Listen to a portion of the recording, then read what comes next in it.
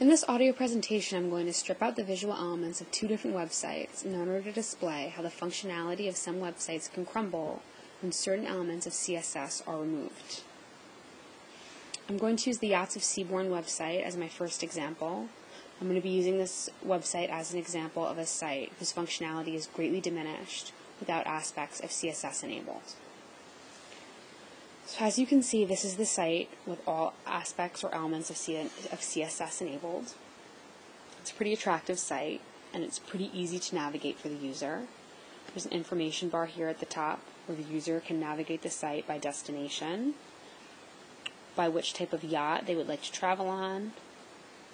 There's a tab for people who are looking to plan a cruise with special offers and promotions.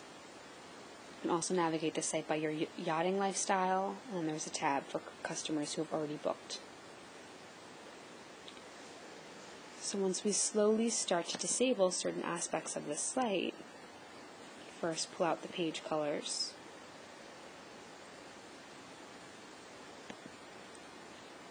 Pull out minimum font size. Pulling out these aspects of CSS don't necessarily change the site all that much, but when we pull out images, the site changes drastically. So as you can see, once you disable the images, the site is pretty much just a blank slate. It's not really delivering any information to the user. There's no way a user can navigate through this site.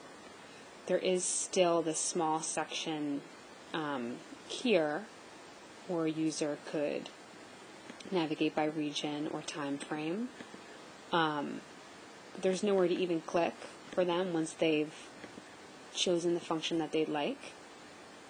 So I think this is a pretty solid example of a site whose functionality is greatly diminished without certain elements of CSS enabled.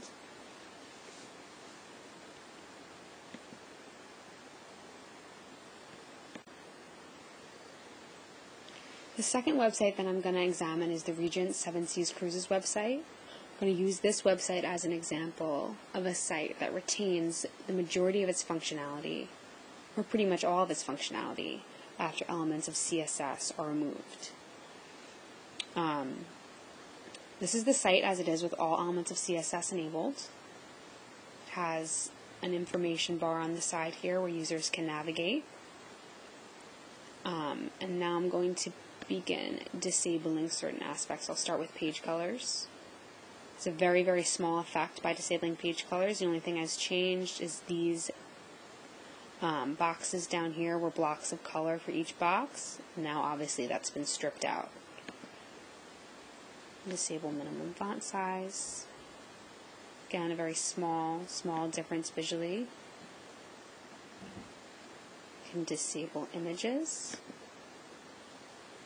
The only thing that really has changed there is some differences in color as well as the logo that once appeared in this left-hand corner. And then finally we can disable all CSS styles. And as the site has been altered visually, it's still almost entirely as functional as it was previously. This information column here that's used mainly for navigating throughout the site is still in full tact, is fully intact.